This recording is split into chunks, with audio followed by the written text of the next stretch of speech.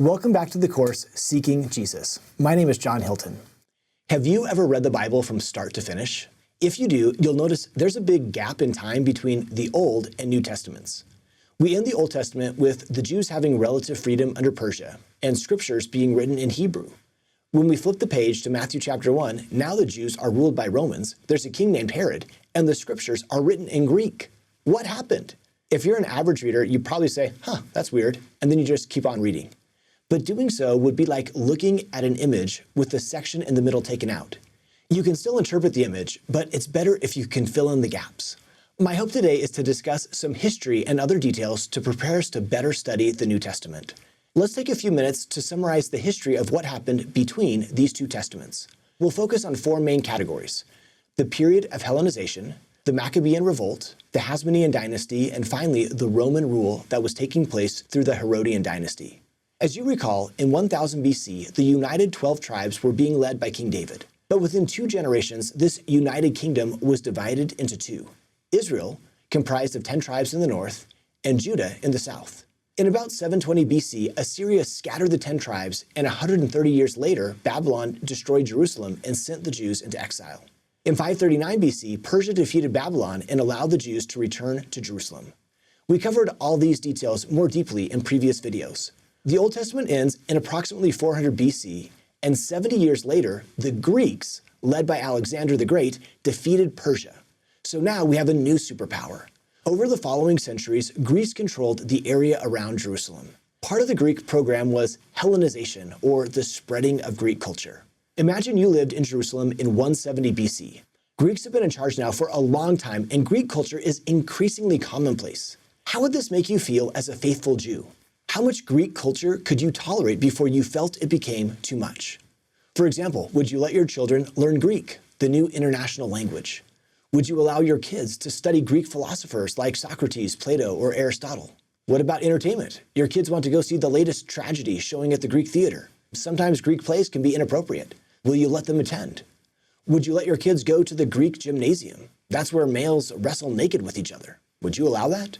Would you start to worship Greek gods? At what point would you say that we've gone too far in assimilating into Greek culture? My guess is that each of us have different places where we would draw the line, and if a group of 50 of us were all in the same room, we would probably have a pretty wide spectrum of what would be too much Hellenization. This represents what was actually going on among Jews at this time. Some Jews embraced Hellenism. They wanted Greek culture. Others did not. This led to different sectarian groups, one of which we will focus on a little bit later today. Another reason why I think it's interesting to imagine how Jews in 170 BC might have felt about Hellenism is that it's similar to our own time.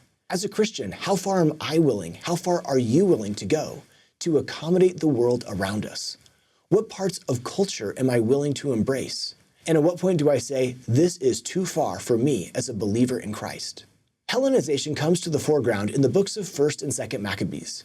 These books are part of the Bible in some faith traditions. In our church, they're part of what's commonly referred to as the Apocrypha. If you want to learn more about the Apocrypha, go to the course website linked in the description.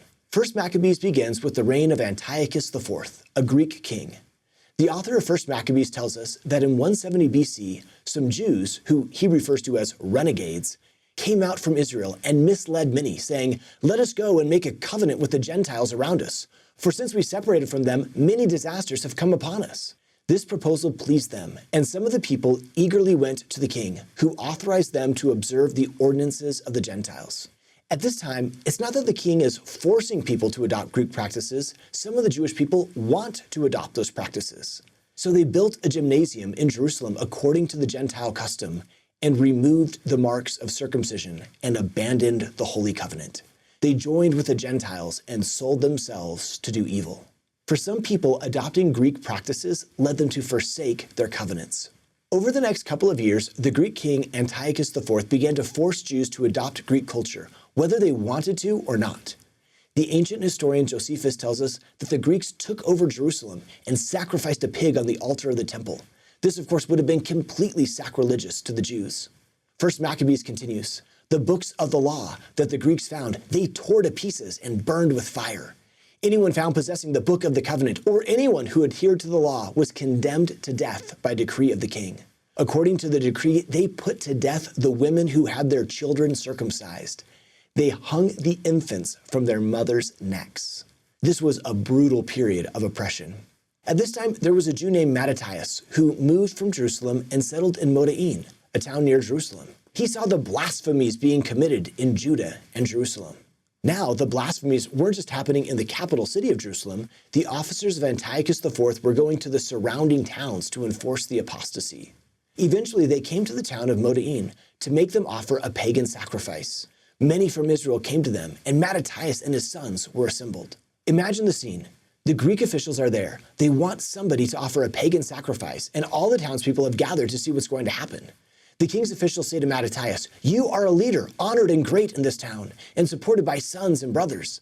Now be the first to come and do what the king commands, as all the Gentiles and the people of Judah and those that are left in Jerusalem have done. Then you and your sons will be numbered among the friends of the king. You and your sons will be honored with silver and gold and many gifts." What would you do? This is a serious peer pressure situation. We read, Mattathias answered and said in a loud voice, "Even if all the nations that live under the rule of the king obey him and have chosen to obey his commandments, every one of them abandoning the religion of their ancestors, I and my sons and my brothers will continue to live by the covenant of our ancestors. Far be it from us to desert the law and the ordinances. We will not obey the king's words by turning aside from our religion to the right hand or to the left." That's a big mic drop by Mattathias. But it left an opening for somebody else to be the first to offer the sacrifice and be honored. So some random Jewish guy raises his hand and says, "Hey, pick me, I'll do the sacrifice," because he wanted the Greeks to honor him. Mattathias did not like that. Maccabees says, when Mattathias saw this Jewish person offering to do the pagan sacrifice, he burned with zeal and his heart was stirred. He gave vent to righteous anger. He ran and killed him on the altar. At the same time, he killed the king's officers who was forcing them to sacrifice, and he tore down the altar. This event kicks off what is known as the Maccabean Revolt, a period of guerrilla warfare where Mattathias and his sons fight off Greek rule and establish Jewish freedom. Mattathias had several sons, one of whom was named Judas. Judas's nickname was Maccabee, which means the hammer, indicating that he was a powerful fighter against Greece. Collectively, the term Maccabees refers to Mattathias and his sons. Over the following years, the Jews, led by the Maccabees, took control of Jerusalem and drove the Greeks out. Later sources tell us that when the Maccabees retook the temple, there was a miracle surrounding the oil at the temple. That's the story behind Hanukkah. The Maccabean revolt eventually led to Jewish independence. For the first time since Babylonian exile, roughly 450 years previously, the Jews were finally ruled by Jews. Now, you might be wondering to yourself, this is fun and I love Mattathias, but this class is supposed to be about Jesus. So why are we studying this history? What's the point? There are lots of connections between Jesus and the things we've been talking about. For example, Hanukkah is mentioned in the Gospel according to John. In John chapter 10, we read, "It was at Jerusalem, the feast of the dedication, and it was winter, and Jesus walked in the temple, in Solomon's porch." Hanukkah was called the Feast of Dedication because the temple was dedicated or purified when the Maccabees regained control of it. It's interesting that at this feast, Jesus describes himself as the one whom the Father hath sanctified or made pure. Just as the Maccabees had purified the temple, so too the Father had purified Jesus. In a previous class, we talked about how Jesus is highlighted in elements of the Feast of Tabernacles and Passover. We see something similar here with Hanukkah. Here's another connection to Christ. Do you remember how during the process of Hellenization, groups of Jews reacted in different ways? Some embraced Greek culture, while others rejected it. As far as we can tell, it was during this time period that the group known as the Pharisees came into being. The word Pharisee has a meaning related to being set apart or separated from. Back in Leviticus, the Lord said, "Sanctify yourselves, therefore, and be ye holy." The Pharisees took this commandment very seriously. They developed several additional traditions to make sure they did not break Jewish laws. We'll explore this in detail in a later video, but let me briefly show you a few examples of Jesus interacting with the Pharisees around these traditions. The Pharisees and scribes asked Jesus, "Why walk not thy disciples according to the tradition of the elders, but eat bread with unwashen hands?" The Pharisees said unto Jesus, "Behold, why do your disciples on the Sabbath day that which is not lawful?" When the scribes and Pharisees saw him eat with publicans and sinners, they said, "How is it that he eateth and drinketh with publicans and sinners?" Again, we'll explore these episodes in a future class, but for now, I want to highlight that just like Christians today have different opinions about how much modern culture can be tolerated, So too did these ancient Jews. The process of Hellenization led to different sectarian groups, one of which was the Pharisees. Understanding their context can help us as we read the Gospels. Sometimes we think of the Pharisees as the bad guys. Actually, many Pharisees were devoted to God and wanted to be zealous in keeping the commandments. As we will see, some Pharisees were hypocrites and missed the mark. But when we look at why they missed the mark in the context of previous generations' resistance to Hellenization, we can perhaps better understand their perspective. So what happened after the Maccabean revolt? The following generation of rulers is known as the Hasmoneans, based on a family name, and they ruled for roughly 100 years. To be clear, it's all the same family line, but Mattathias and his sons are known as the Maccabees, and the next generation and those that follow are called the Hasmoneans. During the 100 years of Hasmonean rule, the geography they controlled increased substantially. At first, they controlled just a few areas around Jerusalem, but over time, they conquered territories around the Sea of Galilee. This will, of course, have important implications for the life of Christ, who grew up in Galilee. The Hasmoneans even conquered lands in the south that traditionally had been possessed by their rivals. This is interesting because the grandfather of Herod the Great lived in this territory and converted to Judaism. You may have heard that the Jewish people didn't like Herod the Great because he wasn't ethnically Jewish. That's correct, and Hasmonean rule explains this. The grandfather of Herod the Great was part of a nation that was conquered by the Hasmoneans. The original intent of the Maccabees was to resist Hellenization, but as sometimes happens, within a generation or two, that original intent was lost, and the later Hasmoneans began to embrace Hellenization. Eventually, a civil war broke out among different Hasmonean leaders. These Hasmoneans appealed to the superpower of the day, Rome. Roman influence had been growing in the eastern Mediterranean, and they had recently taken control of Syria, just north of Judea. The Roman general Pompey, in effect, settled the civil war by having Rome take over. So once again, the Jews lost their independence and were now ruled by a superpower. This time, Rome. In 40 AD, a shrewd politician known as Herod the Great was pronounced king of the Jews by the Roman Senate. It's important to note that while the Hasmoneans were independent rulers, Herod was a client king. His boss was Rome. Herod the Great is an important figure in the New Testament. He dramatically remodels the temple complex. When we hear of Jesus teaching in the temple, it's not that he's actually teaching inside the temple. He's on a large open-air platform built by Herod that surrounds the temple. This is the same Herod who is visited by the wise men, which we'll talk about in our next class. We're probably about at the point where our brains are getting saturated with too much historical information. We just have one more piece to cover, and that's what happens after Herod dies. Herod the Great dies when Jesus is about 3 years old. His kingdom was divided among his children. One son, Herod Antipas, took over the region of Galilee and east of the Jordan River. This is important for Christ's life because Jesus grew up in Galilee. This Herod Antipas is the same person that killed John the Baptist. In addition, if you remember, when Jesus is on trial before Pilate, when Pilate learned that Jesus was from Galilee, he sent Jesus to Herod Antipas to be judged. But Herod Antipas didn't pronounce the sentence and sent him back to Pilate. And that brings up another question. Where did Pilate come from? After Herod the Great died, the region surrounding Jerusalem was given to his son Archelaus. Archelaus did a terrible job as a leader. And so after a few years, Rome said, get this guy out of here. Archelaus was banished, and Rome appointed a Roman governor to oversee the region instead. Several governors were appointed in the ensuing decades, the most famous, of course, being Pilate. That explains why Jesus is on trial and crucified under the direction of Pilate, a Roman authority. Now, even though Rome was powerful, it didn't have enough power to micromanage every detail across its vast territory. Consequently, Rome depended on local leaders to keep the peace.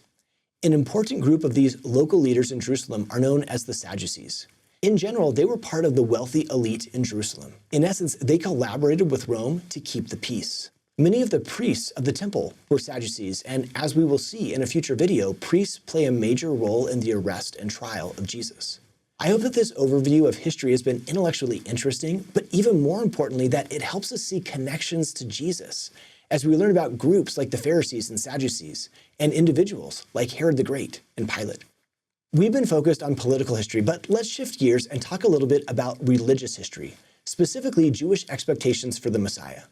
We've grown up hearing about Jesus, and you know the storyline about his death and resurrection. But if we went back to the first century and we were looking for a Messiah, would we have different expectations? Just like if you were to go to 10 people in your congregation and say, when do you think the second coming will happen and what will it be like? You'll probably get lots of different responses.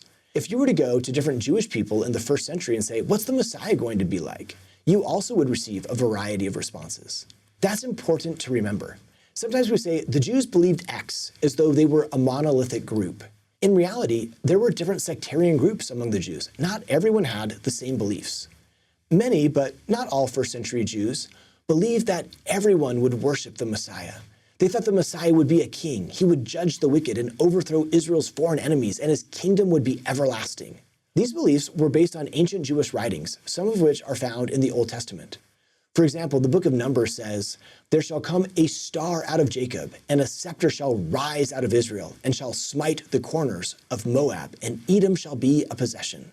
Remember that Moab and Edom were traditionally enemies to Israel. So this is saying that a scepter, a rising star, will cut off Israel's foes.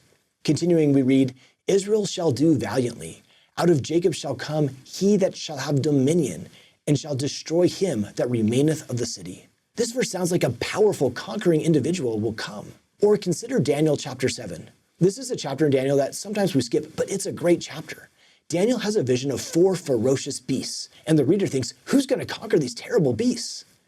Daniel saw in the night visions one like the Son of Man came with the clouds of heaven, and there was given him dominion and glory and a kingdom, that all people, nations, and languages should serve him. His dominion is an everlasting dominion, which shall not pass away, and his kingdom, that which shall not be destroyed. Again, this sounds like a very powerful figure, right?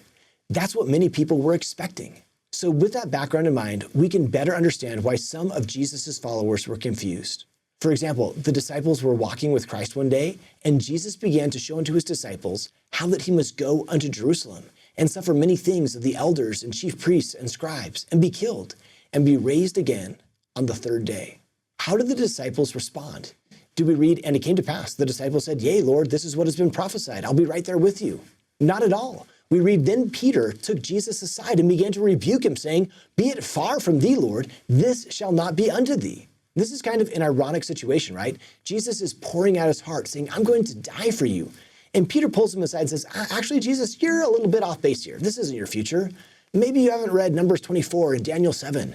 You're going to be a reigning king. You're not going to die." Peter and the other disciples didn't understand that Christ would be a suffering Messiah. Here's another example.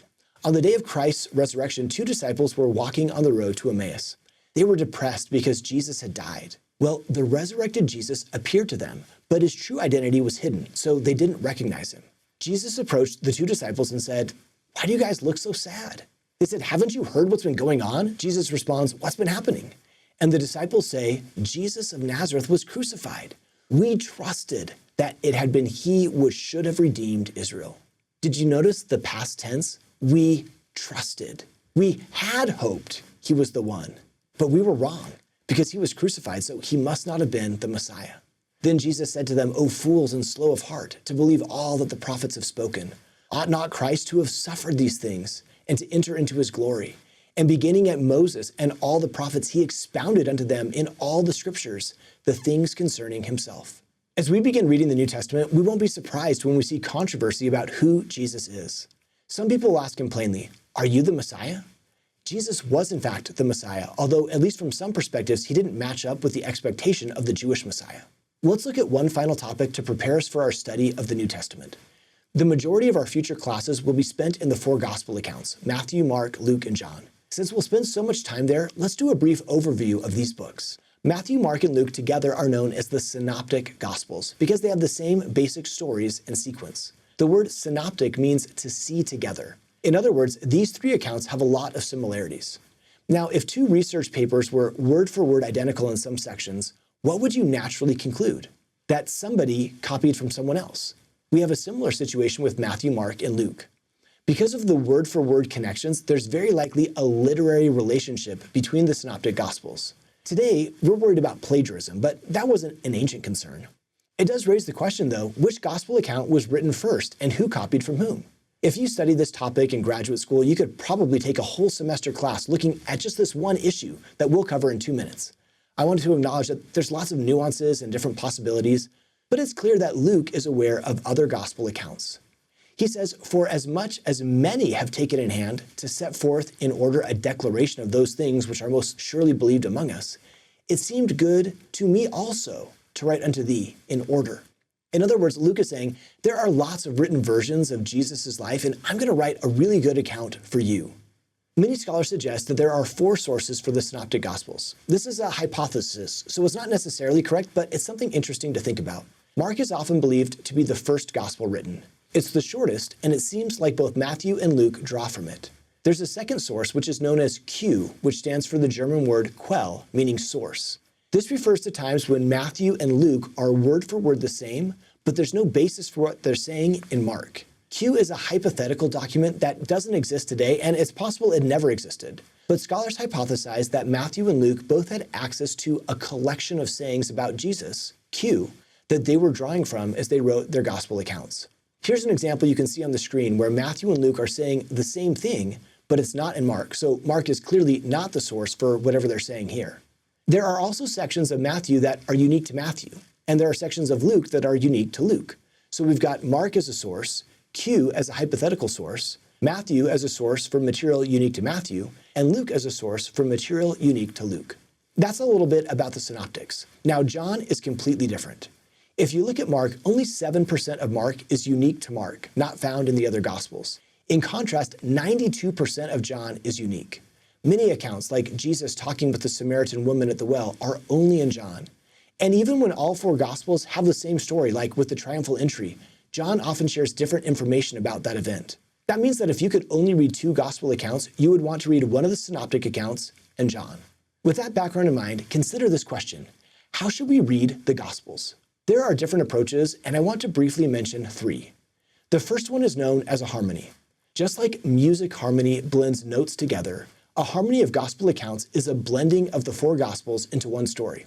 We often do this with the birth of Jesus Christ. Matthew talks about the wise men, and Luke talks about the shepherds, but we blend it together into one story. This has been happening for centuries. An early Christian named Tatian harmonized the 4 gospel accounts into one around 150 AD. So this approach has been around for a while. We often do a harmony in Sunday school, and the book Jesus the Christ is written as a harmony. A pro of this approach is that it makes things simpler. You've just got one story to read. But there's also a con. Imagine you have 4 beautiful paintings. Each painting has a different meaning and message, but you don't have room in your house for all 4 paintings. So you think, let's just take the best part of each painting and we'll merge them together into one beautiful portrait. Well, that doesn't work. We wouldn't do that with art, so why would we do it with literature? We have to realize that by harmonizing, we will lose part of the message that Matthew, Mark, Luke, or John is trying to portray. And that takes us to a second approach, reading sequentially. This means we'll read all of Matthew, all of Mark, all of Luke, and all of John. A pro to this approach is that we will see the theme, the storyline, the interconnections that are within one book, and we'll find some great insights that we would otherwise miss. For example, if we look only at the gospel according to Luke, the very first words that Jesus says are, "Did you not know that I must be about my Father's business?" This takes place when Jesus is 12 years old in the temple. The very last words the mortal Jesus says in the Gospel of Luke are, "Father, into your hands I commend my spirit." Both at the beginning and the end of Christ's mortal life, there's a focus on his Father. That's a powerful connection Luke shows us, and it's one we might miss if we were harmonizing. We'll find it if we carefully read Luke from front to back. A con to this approach is that it can be repetitive. If you read all of Matthew and then read all of Mark, you're going to get a lot of repetition, and you might think, I just read all this in Matthew. So that's potentially frustrating. This takes us to a third approach, and honestly, it's one of my favorites. It's reading the Gospels in a synopsis. The word synopsis is similar to synoptic. They both have the same root meaning of being taken together. The synoptic Gospels are Matthew, Mark, and Luke. But when you do a synopsis study, you're including John. You're doing a careful study of a specific time of Christ's life, and you're looking to see what each of these gospel accounts says about this specific topic. You're not trying to blend them together into one account. You're looking carefully for similarities and differences in each one. For example, consider what happened in Gethsemane. There are 20 verses in Matthew, 20 verses in Mark, 15 in Luke, and 11 in John. These accounts have some significant differences. If we carefully study them, we will find unique details that can enrich our understanding of what took place in Gethsemane. The con to this approach is that it takes some work. You've got to line up the accounts. You've got to be an active reader. In this case, the con is also the pro, because when you're an active reader, you're more likely to find valuable insights. Doing a synopsis study forces you to become a more active reader, and consequently makes it more likely that you'll learn new things. By the way, I've created a series of documents that have different sections of scriptures formatted to do a synopsis study. You can see the course website for more information. As we conclude our discussion today, I want to state that when it comes to these three approaches, harmony, sequential, and synopsis, it's not that one is better than the other. It's just good for us to know the strengths and weaknesses of each approach, and then utilize their respective strengths to make our New Testament study awesome. I hope that the background material we have discussed today has prepared us to learn more about Jesus as we start exploring the gospel accounts. In our next class, we will focus on the birth of Jesus Christ, as well as his baptism and temptations in the wilderness. Thanks for staying until the very end. I want to make sure that you know there are pre-class readings for each of these videos in the course, as well as additional resources like PowerPoints and quiz questions to explore. Click the link in the description to access these additional learning resources.